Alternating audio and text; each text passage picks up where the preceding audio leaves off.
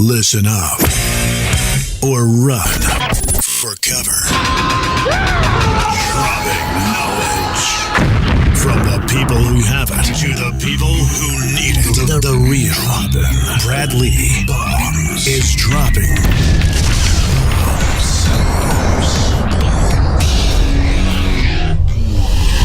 What it is, Brad Lee back again with another episode of Dropping Bombs. Today in the studio, folks, I've got an old treat. He's an old treat because he's been on a few times, but every time he goes away, he starts hitting more and more home runs, and every time he comes to town, I'm like, dude, you better stop back in. Tell us what shit you've learned. Folks, welcome Mr. Albert Preciado. Thank you for having me, Brad. Yeah. Alberto Preciado. So really happy to be back on here. And just first off, I want to start it off by thanking you for, being a cool person, being a real friend. And a lot of people come and go, a lot of influencers. I've learned a lot, spent a lot of time with them, but you've always been a super genuine, super cool guy. And I know you helped a lot of people kind of take off. And I'm one of those people, and I'm really proud to have you as a friend and learn so much from you. Well, buddy, that's sweet of you to say. And man, I'll go ahead and take it. Thank you. Thank you all. Thank you. Anyway, welcome to Dropping Bizzles, my friend. What are you up to nowadays? I see you got the new Patek Philippe on the wrist. Yeah, it's a little treat, I wanted to get it, but before that, I wanted to make sure that I had enough cash flows, my business was bringing in a certain amount of revenue. So finally, how's your business doing right now? Well, we broke 8 figures comfortably last year. This year, we're going to do more than 20 million in revenue. Is that huge for your industry? For me, yeah. For me, especially for me, because it was a big, I was about to go out of business many times, and I just never gave up. And, sometimes it's a Friday and I don't know how I'm going to cut payroll. And then Thursday, I know you know how it feels. Thursday, big sale comes through and I pay everybody. And it was like that roller coaster for many years. And people made fun of me that, I wasn't a good speaker. I didn't know what I was doing. I wasn't an entrepreneur. I was living paycheck to paycheck. And you know what? They were right. But then finally, when I made it through that part and I really started getting overpaid, now I like to, it feels kind of good, and I like to kind of throw jabs at those people sometimes. Yeah. What would you say to those people if you saw them on the street? I really would just tell them that I wish them the best.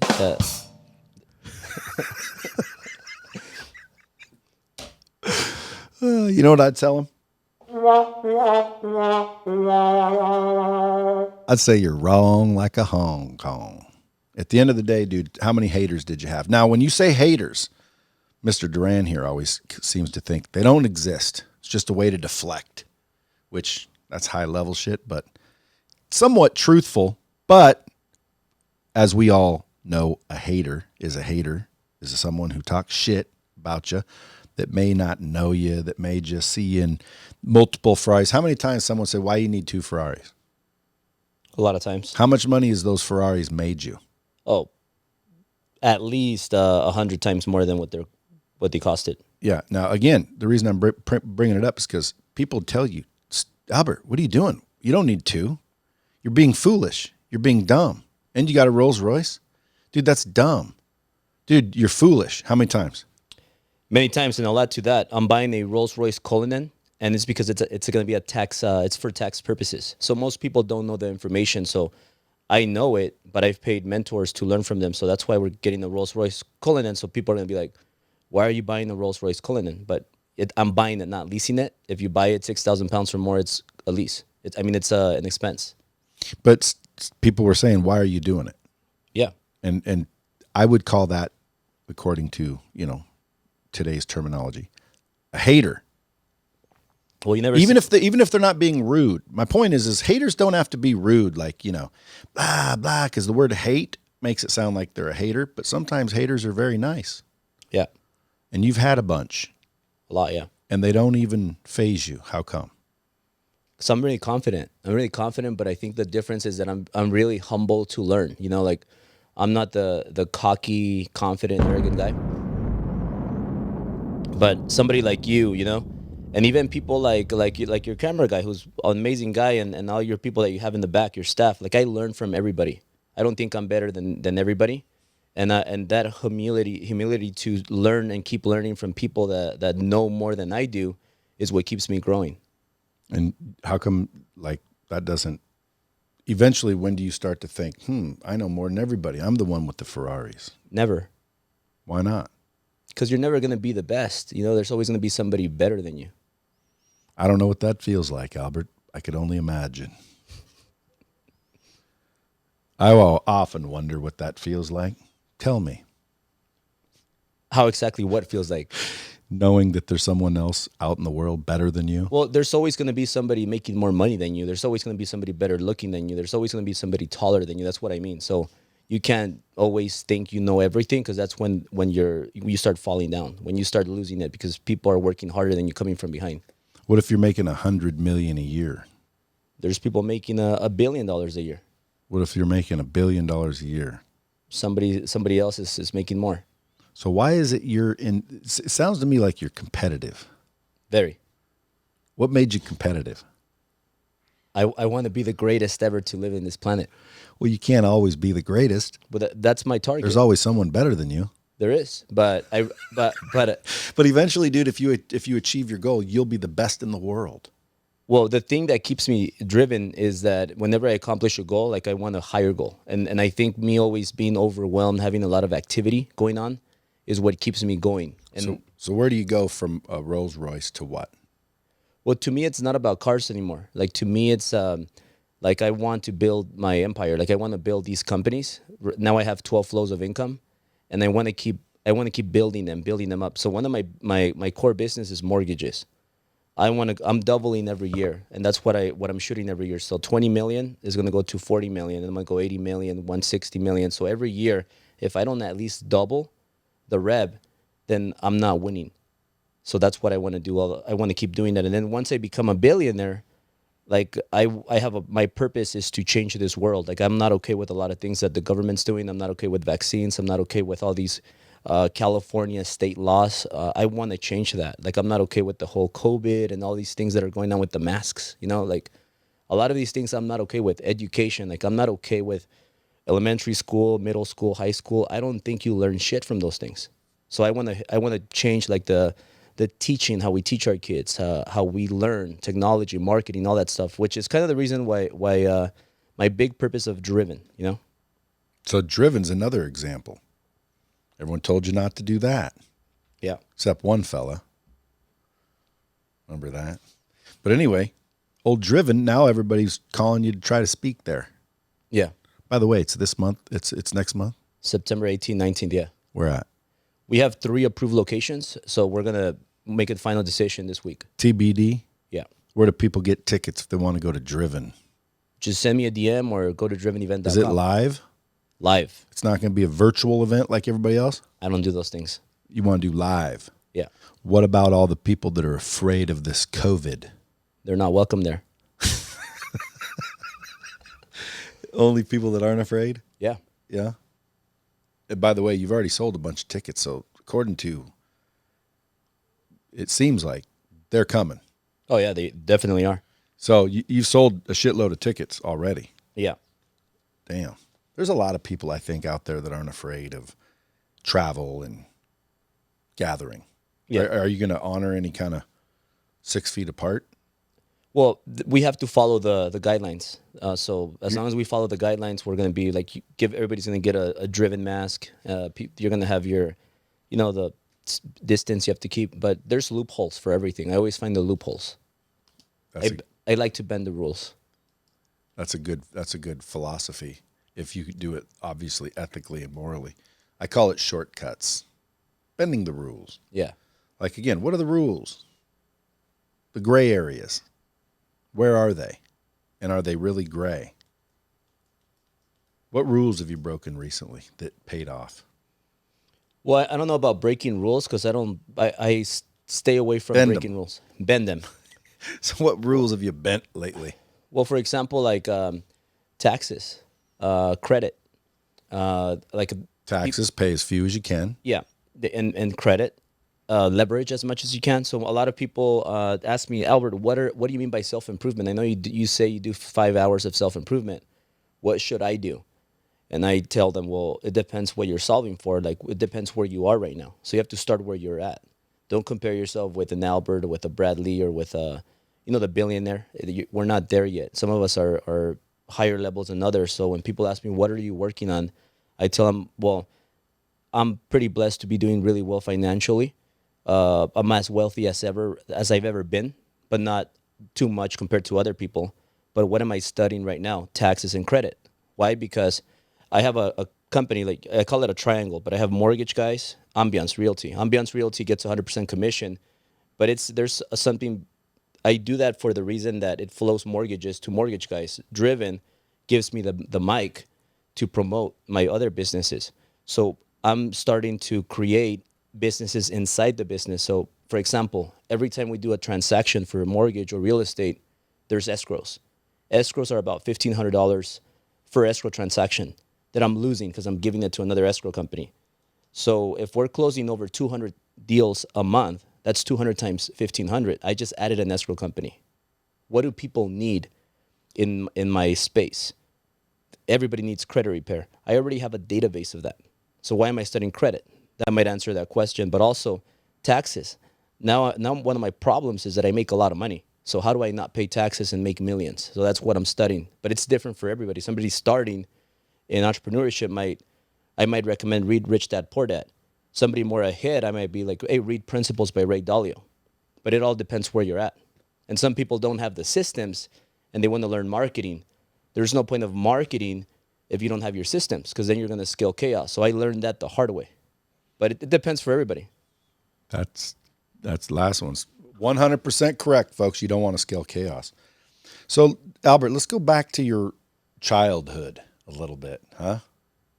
People might be listening going, well, who is this dude? Well, as you just heard, he's got a mortgage company, a real estate company, and kind of almost like a marketing personal brand promotion type company where he gathers all the industry experts in relation to what entrepreneurialism, and then basically just, rents out a kick-ass auditorium, throws some Ferraris, people together, networks, teaches, and kind of builds that entrepreneurial community. Driven, coming up September 18th and 19th, by the way. And then, as you know, he is successful. Correct or incorrect? Correct. So let's go back before all that.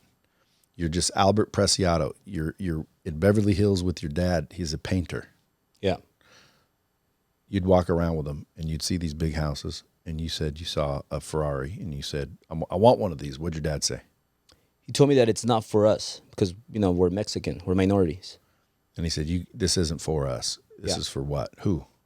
For the rich gringos. So he was basically saying this is for the white folks. Yeah. The rich white folks. Yeah. And no offense to white people, because I love white people. You're white, but that's what we think. Growing up, Mexican family, everybody we're limited. We don't believe we could do great things. We believe that we're meant to be, down here. We're never going to make it. We're not Donald Trumps. We're not those kind of people. So we just got to kind of stay low. So, and when I grew up, my family used to not like, they call them gringos because they're bad and they're racist and they're this. And that was a big mistake. Not everybody is like that. Most of them are the nicest people, And then when I grew up, I started learning the reality of everything. And then I started saying, you know what? Everything is not like I grew up with my family, my uncles, my aunts telling me things. So I started learning what it really was. And then I grew out of there. But my dad, I remember that like yesterday, I was there. And we go to this mansion. We live in the ghetto where they sell drugs and they shoot people. And we go to Beverly Hills to paint houses. I was 6 years old, and I always wanted to work. And I told him, take me with you, because like Italia wanted to come with me right now. And kids are like that. Kids believe they could do anything.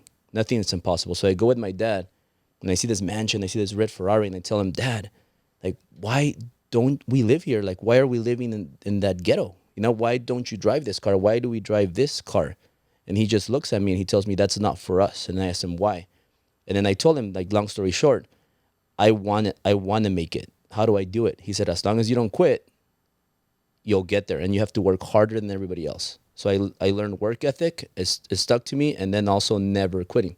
Like, I've never quit in anything. Ever.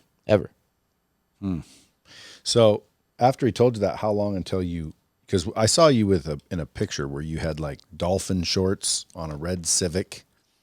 You looked pretty funny back in the day. So it's been, back then you didn't have any loot. How long has it been between him telling you that and then you in that red Civic? Well, how old were you there? Back then I was 18, Okay. about 18 years old, but I was always very driven, and I had that ambition. But So even from 6 to 12, even though yeah, well, what you had a happened? Civic, you thought you were, did that hurt you at all? No, you know Him what? telling you that. You know what happened? Like I'm a big studier, so I like studying. Like I was studying a bunch of different religions, reading a lot of different books. I ended up going to a Scientology church, right, or self-improvement place, because I was referred to an influencer and a past mentor. And one of the things that I learned there was the reactive mind. And I'm not a Scientologist, but I've studied it. And the reactive mind makes you react to past things that happened to you. So I remembered that's the biggest thing that I learned from there. That when you're in elementary and kids start making fun of your accent, you get put on special ed, you get bullied. That stays with you. Then in middle school, you can't get girls, you get pimples, you're super skinny, people make fun of you. That affects you. So when you grow, you're a very insecure guy. Like I was a very insecure guy. And then I had to go back and kind of clean all that up, forget about it, and remember that I was a kid again. And then when I was a kid again, kids believe they could do anything. Like, for example, like Italia, when she was a little baby, Berlin's my little daughter. She's 8 months. She doesn't ask still, Mommy, can I give some milk? She's like, give me that tit. And she cries until she gets that tit. And then guess what? Like, she's not scared. They're fearless. Your little girls, look at how fearless they are. Like, they're jumping up and down. And kids are like that until somebody makes them insecure. So when I grew up, I got past that, and then I started making money. I started making sales. I worked on all my weaknesses. I started working out and all this stuff, reading books, reading Rich Dad Poor Dad, and more books. So I made a lot of money in the mortgage business, only to lose everything 2008 and become homeless. And I was with a lot of girls. I was good with the ladies, just like you. Maybe not as good as you, but pretty close. It would be a battle that maybe we could go back and compare. But 2008, I lose everything, and the only girl that I want to rescue is my now wife, Sil. She stayed in that Ford Explorer for 2 months with me, and we had nothing but the Ford. So we were pretty much homeless, but kind of not homeless because we did have the Ford Explorer to sleep. And you did sleep in it. For 2 months. I didn't quit the mortgage business.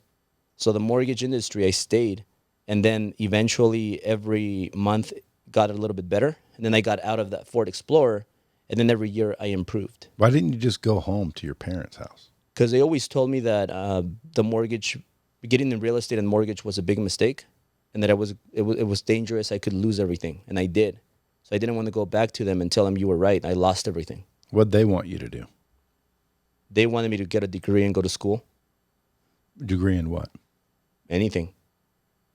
Because that's the thing to do. Just go to college. Yeah, for us Hispanics, you just have to go to college and get a degree and make your 60 grand, 70 grand a year. Where did you grow up? Echo Park, And how old? downtown LA. Born here? I was born here, but my parents only knew Spanish. So I was like full Mexican from Mexico. They were from Mexico City, so they taught me Spanish. So when I went to the first grade, I knew absolutely no English, just Spanish. Because they didn't. Yeah. What'd your dad do? Painter. And your mom? She was a teacher assistant. Elementary school. And they're both still alive? Mm-hmm. How many brothers and sisters? Just one brother. 7 years apart. Interesting because, keep going though. I want to just try and ascertain some things. Keep going. So going back a little bit, 2008, the reason why I lost everything wasn't the recession.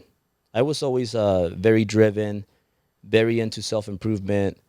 very ambitious, but it was my priority. So if I could give some advice for people listening to this that might see like, oh, he has a Paddock, an AP, the Ferraris, he just got a house in a $10 million home in Beverly Hills.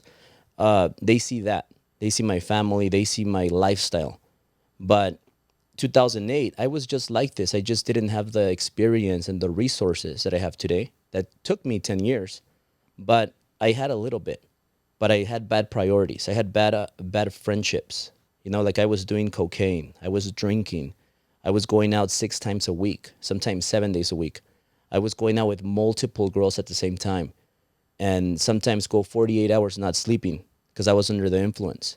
And that's what messed me up because I got a house for 600,000 in Sierra Madre in the hills that I had the plans and everything to build a $1.6 million home. So it was going to cost me 200 grand. I was going to owe 800 and I was going to sell for 1.6. So I was going to make some very good money at 23, 24 years old. But 2008 came and I had no savings. I spent all the $200,000 that it was going to cost me to build it on drugs, women, and alcohol. And my priorities were fucked up. And that's why I failed in 2008. But I said, you know what? I got myself into this. I got to work my ass and out of this. I got to fix it myself. I can't go back to mommy and daddy and cry. I got to fix it myself. And I did just that. And then now today they see what life I have now, but it was not an overnight success. It was an overnight 10-year success story. Was it an overnight decision? Yeah. Like that, when that happened, one time I crashed because I didn't sleep and I was under cocaine. And I drove home, and that day I said, you know what? The cops came, but nobody, I guess I looked pretty sober because of the cocaine. So, but I was drunk and under the influence. And that day I said, I'm never going to do cocaine again. And that day I stopped. I never tried it again. This was like maybe 8 years ago. Instant decision. Yeah. And it was because you got pulled over? Were you scared shitless? Yeah, because I have 3 DUIs. That would have been like my 4th. I would have been done. And I said, I need a miracle right now. And I just said, you know what? Enough of all this bullshit. I could have been dead. A lot of things could have happened. I'm surprised I'm still alive. So I feel like somebody's watching me, taking care of me. So I said, I committed to never doing that again. And then now, that's why I tell you that now my commitment, my purpose is really to make a difference in this world for the better and help a lot of young millennial entrepreneurs that are struggling and are confused. See, a lot of people think they're entrepreneurs. Everybody wants to be the boss, but they don't want to work hard. And they want to take they listen to the 4-hour work week. And a lot of these entrepreneurs are confused intrapreneurs. There's a difference between intrapreneurs and entrepreneurs. You have a lot of intrapreneurs within Lightspeed that are going to become millionaires, multimillionaires under you. But most people think, oh, I got to leave Brad and be better than Brad and be an entrepreneur and huff and puff and call myself a CEO. You don't have to do that. Sometimes an intrapreneur becomes more wealthy than the entrepreneur. So you just have to know who you are and then you go from there. But it's a big mistake. A lot of people I'm sure a lot of people have left other people to become entrepreneurs only to regret it. And that's happened to me a lot too. You've had 3 DUIs? Yeah. Wow. So pulled over and arrested. Mm-hmm. How long ago was that? First DUI was when I just turned 21. So I was fortunate to be 21. Just turned 21, get a DUI. But I was driving and drinking like 20 years old. A lot of times. Never got caught until I turned 21. Then... How buzzed were you? I wasn't that buzzed. Don't we always say that when we're driving? Yeah, but that time I wasn't. See, I'll tell you when I really was buzzed. Because I wasn't buzzed the first time. I was maybe 0.011 or 0.11 or 0.09, something like that. Not barely over the limit. But have you ever blown like a 1.8? Yeah, 1.8. 2 point something? I blew high. I sound funny when I bust up laughing, but yeah, dude, 1.8. You ever heard of that? No. That's like a 1.6, 1.8. That's a lot. Yeah, you're hammered. Well, you're not real hammered. I've seen 3s. Are you serious? Sure. I got 0.18. I thought I was pretty hammered. Well, you were. .18. So I got my second DUI and third DUI at the same time when the recession was going on. So 2007, I was losing everything. So I said, well, you know what? I have a couple $20,000-$30,000 in the bank. I'm losing everything. My homes are they're being foreclosed. My two homes, my Mercedes S550 is being repossessed. They're calling me every day. Let me just enjoy my Mercedes and my Rolex watch with diamonds. Let me just enjoy that. Go out, get some girls, get some pussy, and enjoy it. While I'm gonna lose everything anyways. So get a DUI, then I get a second DUI, and then that was my second and third. That was 2007. So after that, I've been clean as can be. You refuse, especially with Uber nowadays. Driving Yeah. drunk, stupid. Even one drink, like just take an Uber. Well, for in my industry, it's one of the most highly regulated by the government, the mortgage industry, just like insurance is like our mutual friend, Patrick David. I learned a lot from him too.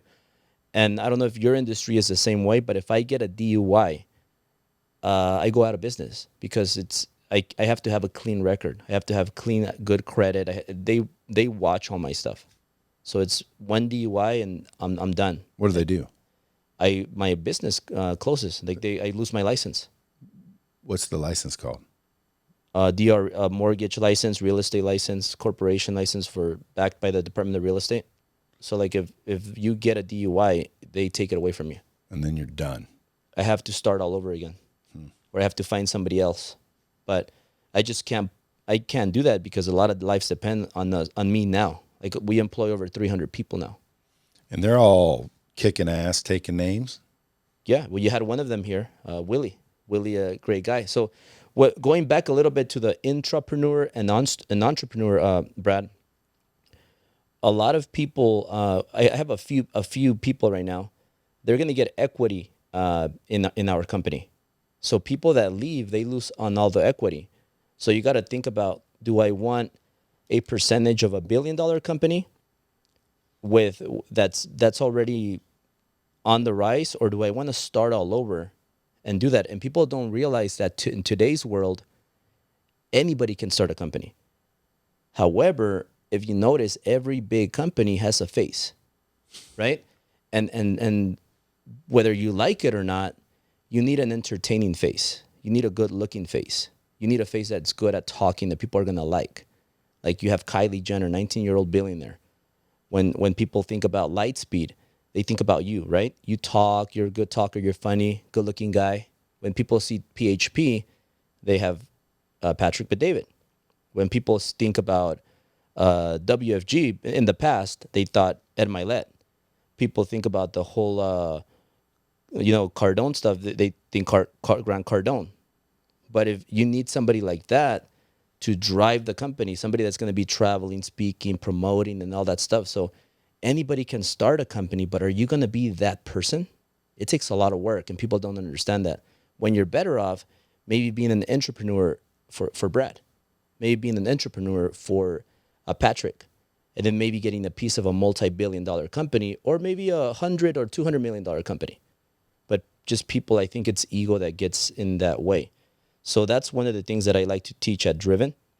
Like there's a lot of things that you have to have. You have to have your resources. Like I believe you need 3 years of reserves for your business. If you don't have that, you're in trouble. Because anytime you could have something like coronavirus wipe you out. And I learned throughout my studies, my experience, and paying millions of dollars for mentors. You need sales, because without sales, I saw your meeting with your salespeople. You did a great job, by the way. Like it looks like everybody's enrolled, paying attention, but without sales, you have no business. But then what do you need? You also need to train, which you were doing a great job over there. So sales, training, and then people want to market, but they fail to realize you need your systems in place, operations. And with all those 4 components, like it's going to be hard for you to blow up. And then what do you do when you start making a lot of money? How do you not pay taxes? How do you leverage with your credit? How do you start investing that money into real estate? I learned that. So that's a lot of the stuff we cover at Driven, and we teach people, young entrepreneurs.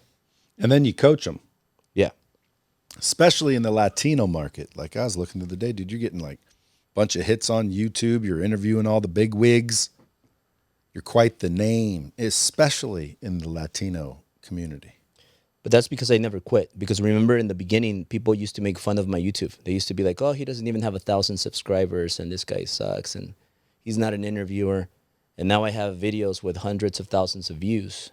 You know, now it's just on the upcoming, and I see it now growing exponentially. Every morning I wake up and I have like 10,000 more views on my YouTube channel. And I have like subscribers are just stacking up right now. So in the beginning, it's hard to go from 0 to 1,000 subscribers.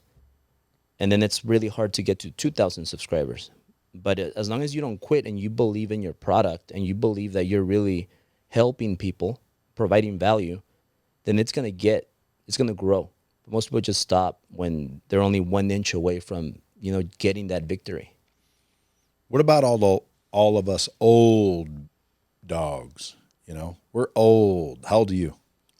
I turned 37 a couple months ago. See, you're almost old too, dude. Yeah.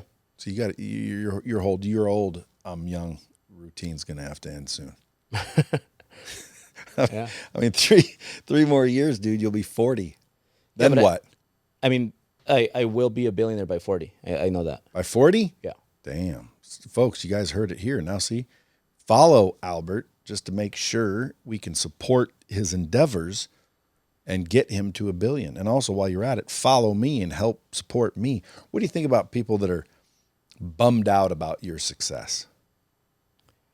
I have nothing bad to say about anybody. Like I really respect everybody. Like I forgive, but I don't forget. So the biggest way for me to pay back to the people that made fun of me or didn't believe in me or didn't want to collaborate with me is going to be through my success. And I wish nobody but the best. And if somebody, like sometimes people ask me, what do you think of this person, that person? I'm not the type that talks bad about anybody. I just always have something positive to say about everybody. So I wish everybody the best, but if I can never help, I'm here to help. But like I said, I have very good memory, so I don't forget things. So you went bankrupt, or you were going to. You're sleeping in a Ford Explorer. Still stayed with you. You were selling shit out of Starbucks. Mortgages? Yeah. And then fortunately the mortgage started going well, or do you think because you quit doing coke and being a, I don't want to say scumbag, because again, I mean, some people, I know good people that are just making mistakes. You know what I'm saying? Doing coke doesn't make you a scumbag. It just makes you naive. Yeah, I mean, I could only speak based on my experience, but I know billionaires that do coke. Of course. And they're billionaires, but that's why you have to have a purpose in my eyes. And I just don't feel like I wouldn't be able to do coke and look at my little daughters, You're not. Yeah, but can you imagine you on coke? No. Well, you'd be really driven. You'd be extra driven, wouldn't you? Yeah, but you think you'd. But see, here's the thing, and I agree too, because I've done coke, weed, I've done some things. I don't do anything anymore, only because I feel the same way. Number one, I just think it deteriorates your being. Yeah. Drugs. Yeah. I think it removes. I think you're trying to run from something that bothers you. Now, some people say, "No, I just like the way it feels." Whatever. To each his own. All I know is I wouldn't recommend it for anybody. But I would say that coke specifically, dude, you get heavy into coke, it's only a matter of time before you lose. So these billionaires doing coke, I bet you they're losing money, they're losing relationships, they're losing seriously without people knowing because there's so much buffer. Yeah. So it's like you think they're winning because they're billionaires. Well, I thought you said, if you do coke, you're going to lose. Well, again, how do you know that billionaire is not draining currently? Yeah. And I guarantee your relationships are being screwed up. His health is being screwed up. It's not a good thing, no matter if you're a billionaire. Yeah, I mean, based on my experience, I feel 100% of what you said. Like you just can't. Like your skin starts looking weird. Your heart rate is off. Like it's no good. Yeah, it's just like I wouldn't recommend that to anybody. Now, what if you met somebody really influential, really cool, and you admired the shit out of them, and they were out, you guys were out, and they said, "Here, take a bump." I would separate myself. No, they say, hey, dude, little Coke for you. I would not do that. It would be the last time that I would. Yeah, but you'd decline, but would you go out with that person anymore? No, How come? because you will kind of, you become who you hang out with. And this is something I learned in the beginning, when I first met you. Like, I wanted to be around you. And remember, like, I didn't purchase your Lightspeed services. I purchased your friendship. And then Well, again, that was like a long time ago. You need to re-up. I'll re-up it. And then you introduced me to new people, and then I invested in their friendship. So most people, they go to seminars, spend money on that stuff. I invest money in friendships. Like, I make everybody my friend. Like, all these people that have been at Driven event, all these people that I've interviewed on YouTube, they become my friends. Like boxers, celebrities, big people like Kiyosaki and all these other people. Aren't people doing this now to you too, that you coach? Yeah, because they saw that it works, so now they're doing it. And the coaching thing, it's something that I don't do anymore. I used to, but in the beginning, somebody messaged me and said, "Hey Albert, can you coach me?" And I said, "Well, I don't really coach," but he said, "Come on, just coach me. I just need 3 hours of your time." And I said, "Okay, fine, 5,000." This guy sends me 5,000. He gives me his credit card, swipe it, $5,000 for 3 hours, and then people kept on hitting me up. Oh, you're coaching. So I said, okay, well, let me do it. This is like 3 years ago that I started doing that. Then I upped it to 15 grand for 3 hours, and people kept buying it. And then it got to a point where the revenue of the company, all the companies that we have 4 companies, just started blowing up, and they needed me more. So I don't have time to be coaching people because it takes me away from my main $1 billion company that I'm building. Which one is that? Which one makes you most money? The mortgage guys. The mortgage guys. How has the mortgage industry been affected by COVID? Look, this is why it's very important for people to have cash flows of income. Like, for example, like I have TMG mortgage guys, Ambiance. That's a second cash flow, Driven event, Driven bootcamp, Driven coaching, Driven academy, Driven real estate investing. Even YouTube makes me money. Credit repair, processing, escrow that we just opened. And now we're a new one that I told you about yesterday, Driven fitness. We're starting a gym. So everything that happens, I take the positive. So they close down the gyms. I'm opening my own gym now, Driven fitness. And I'm always looking for new flows. And that is what saved me in my businesses when they were going out, that I had different flows of income. So my mortgage company, it started making a lot of money. And I had the real estate company, and I had Driven. Driven did really good with the COVID. And Ambiance, my real estate company, took a hit. So for 2 months, it was pretty much dried because you can't do open houses. You can't go and you can't talk to people. You have to do it like you can't. Nobody wants to buy a house because of nobody knew what was going to happen. Everybody was panicking. So real estate sales, they dropped. But guess what? Mortgage guys, 100x'd because everybody and their mama wanted to refinance. Everybody needed to pull out cash. Everybody wanted to get a lower rate because rates went all the way down. So because I had a lot of different flows, options, whatever worked, I doubled and tripled down on it. And I made the most money I've ever made after Corona than my entire life before. And what was everyone trying to get you to believe about COVID? Well, people people watch the news and they're saying it's dangerous. You're gonna die. You're gonna get COVID. You're gonna expose your little girls.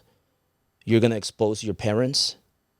And I said, well, I don't care. Like I'm either gonna get the COVID and die of the COVID, or I'm gonna die getting broke and not being able to pay the bills for my daughters and feeding them, or giving money to my parents, or keeping my employees employed.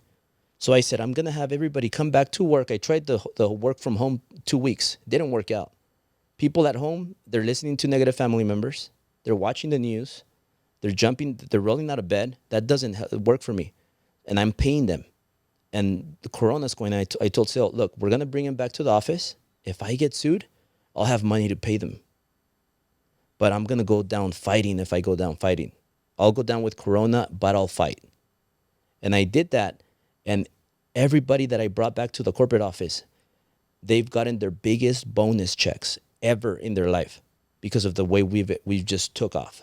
So, And the fact that you're working and most of them are scared home working virtually. yeah, Do you think if I should bring back all my employees right now? absolutely. You think I should make an announcement that says all employees must work at the building from now on or you don't work here? Absolutely. If not, they, like you said it, they could go look for a different job. How would you tell people that? I would tell them that we believe in here at Lightspeed and working in the office, working in this office environment. You're going to take precaution. You're going to have maybe put your little sticker 6 feet apart, get some Lightspeed masks. And if they want to wear it, they could wear it, but they don't have to wear it. And just know the laws here in Nevada, because they might be different than California and your industry. Well, they can't be worse than California. Well, if I'm doing that, you should be fine. But real estate, anything that where transactions get recorded, real estate, it's considered an essential job. So I heard it. So as a media company. There you go. I twisted it, and I just kind of made it broad. I'm like, okay, let's go work. And like I said, well, if anybody can sue you for anything now. So if you're gonna get sued, you're gonna get sued. But they've been making their biggest paychecks ever. So if people want to come work right now, keep in mind that most people are scared and hiding and eating their Cheetos watching Netflix. When you come over here and you work, you're working against nobody because they're not working, and you guys take over the whole your whole space. So, I mean, I think just give them the option. If they don't want to come back to work, then they could just keep collecting their $400 a week if they still have that. That's a bomb. That's right, folks. Now, here's the question. Why do you feel so strongly that they are more productive at work? Because of the fact that they're in a better environment? Yes. And that's 100% a good, perspective, good angle. Yeah. We've built a culture in our office, and we've ever since we announced we're opening a gym, we're doing this, people have been working from the office, and then numbers have been going up because it's something about the environment and the culture. It just makes people better. Like when I hang out with positive people, I'm positive. When I hang out with millionaires, I became a millionaire. Now I'm hanging out with billionaires because I know that I'll become a billionaire. It just happens. It's weird. Yep. Well, I can't deny. I wish I could. I wish we could have a debate here, Albert, but we always agree on most things, don't we? What's one thing you and I don't agree on? Do you know of anything? I would have to. I'd have to think about it. Yeah, because a lot of times we'll shoot the shit, and believe it or not, the things we're talking about today, it's a fact. All of the things that you hear out in the world, generally speaking, of course, like, success leaves clues. They do.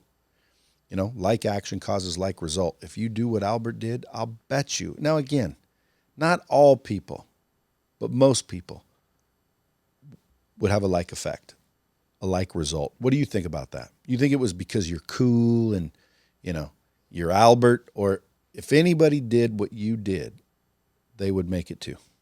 Yeah, but it's all going to depend on your level of pain tolerance, because most people, they think that they're going to do what I did, what you did, and it's not going to be, and it's going to be, a process where it won't be painful, but it's really painful. Like you go through ups and downs, and you have to be able to tolerate pain, because a person that tolerates more pain, people that keep more self-improving, people that just never quit no matter what, those are the people that make it. Because everybody, like, have you ever met somebody, or has somebody ever left your company because they said, fuck Brad, like, I'm smarter than him, I think I could do what Brad's doing and open up my own shop?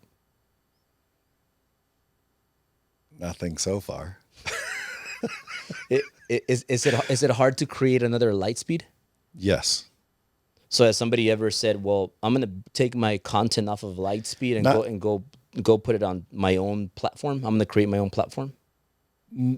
One person tried to build their own platform at one point in time. So if you're asking, but they weren't employees. No employees ever left here thinking that they can do this because they'd know better. But there's people that tried to do this because they saw it and heard of it, yeah, and then tried to replicate it. But long been out of business. Of course, I've been doing this 20 years, so it's a long journey. But your point is valid. Yeah. So something really quick. I know you have to run to another meeting, but I want to talk about Driven Academy really quick. The reason why I got in, once I got to know you, because I paid you for your friendship, but then once I got to learn what you really do, I started saying, wait, why don't I always like to go to the best in their fields, and you're the best in virtual training. And I said, this guy knows what's up. This guy, I feel like Grant wouldn't be where he is without you. I feel like Grant was going traveling a lot, doing a lot of workshops in person, and he wasn't really there for family and other things that were more important. And I know how that feels. So I feel like without you, he wouldn't be where he's at right now.